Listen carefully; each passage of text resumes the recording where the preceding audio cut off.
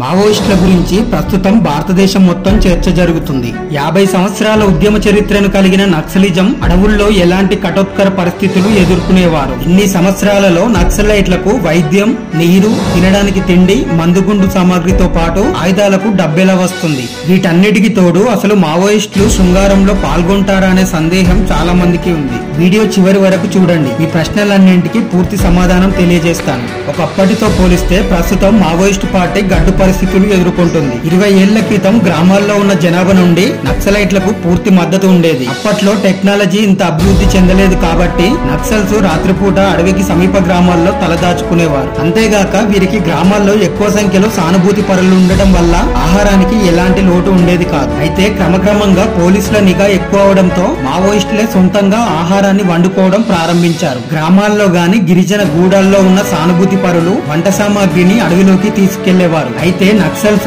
ఎప్పుడు ఒకే ప్రాంతంలో ఉండకుండా వివిధ ప్రాంతాలకు సంచరించడం వల్ల వాళ్ళ జీవనం అనేది అత్యంత కఠినతరంగా ఉంటుంది. కేవలం చిన్న చిన్న గుడారాలు నిర్మించుకోవడం లేదా ఏదైనా కొండ గుహల్లో నిద్రించడం చేస్తుంటారు. అడవుల్లో ఈగలు, దోమలు కుట్టడం వల్ల వీరిని వెంటాడే ప్రధాన సమస్య డెంగ్యూ, మలేరియా జబ్బులు. దీనికి తోడు వర్షాకాలంలో కలుషిత నీటిని తాగడంతో కొన్నిసార్లు టైఫాయిడ్ బారిన కూడా పడతారు. చాలా మందికి ఉన్న మరొక సందేహం వీరికి మందుగుండు సామాగ్రితో పాటు ఆయుధాలు ఎక్కడి నుండి వస్తాయని. తెలంగాణ గడ్డపై నక్సలిజం ఊపిరి పోసుకున్న సమయంలో రజాకారులు వెళ్తూ ఆయుధాలను కమ్యూనిస్టులకు అప్పజెప్పి వెళ్లారు. అంతేగాక కొన్నిసార్లు పోలీస్ స్టేషన్లపై దాడి చేసి కూడా తుపాకులను సమకూర్చుకున్నారు. అయితే పెద్ద పెద్ద వెపన్స్ కొనుగోళ్లు మరియు మందుగుండు సామాగ్రి కోసం మైనింగ్ చేసే కాంట్రాక్టర్లు, రాజకీయ నాయకులు, రోడ్డు కాంట్రాక్టర్ల నుండి సెంట్రీని వసూలు చేసేవారు. ఈ డబ్బుతో నిత్యావసర వస్తువులు, బయట దేశాల నుండి ఆయుధాలను కొనుగోలు చేసేవారు. మన దేశంలో ఒకప్పుడు నక్సలిజం ప్రభావిత జిల్లాలు దాదాపు 200 వరకు ఉండేవి. తర్వాతి కాలంలో 90 జిల్లాలకు తగ్గింది. ప్రస్తుతం 25 జిల్లాల్లో, అది కూడా ఎక్కువగా ఛత్తీస్గఢ్ రాష్ట్రంలోనే ఉంది. గడిచిన 10 ఏళ్లలో కోబ్రా,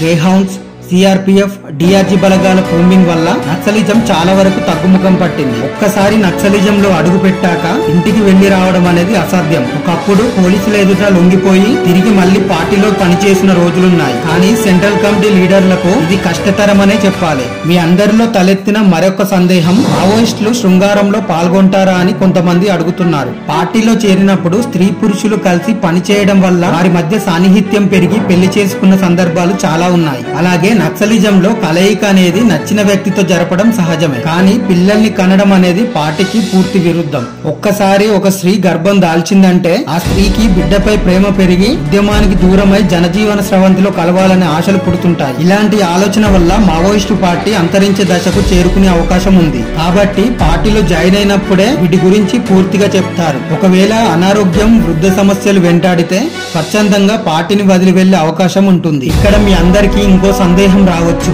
ఛత్తీస్గఢ్ పేరు విన్న ప్రతిసారి బలగాల కంటే మావోయిస్టులే ఎక్కువ మంది ఎందుకు చనిపోతున్నారని. మావోయిస్టులపై కూంబింగ్ జరిపే సమయంలో కేంద్ర రాష్ట్ర ప్రభుత్వాలు మరియు ఒక్కోసారి 2 రాష్ట్రాలు కూడా ఉమ్మడిగా ఎన్కౌంటర్లు జరుపుతాయి. నక్సల్స్ తో పోలిస్తే కేంద్ర రాష్ట్ర ప్రభుత్వాల దగ్గర పవర్ఫుల్ ఆయుధాలుంటాయి. AK-47 లాంటి వెపన్స్ కేవలం మావోయిస్టు అగ్రనేతలు మాత్రమే కలిగి ఉంటారు.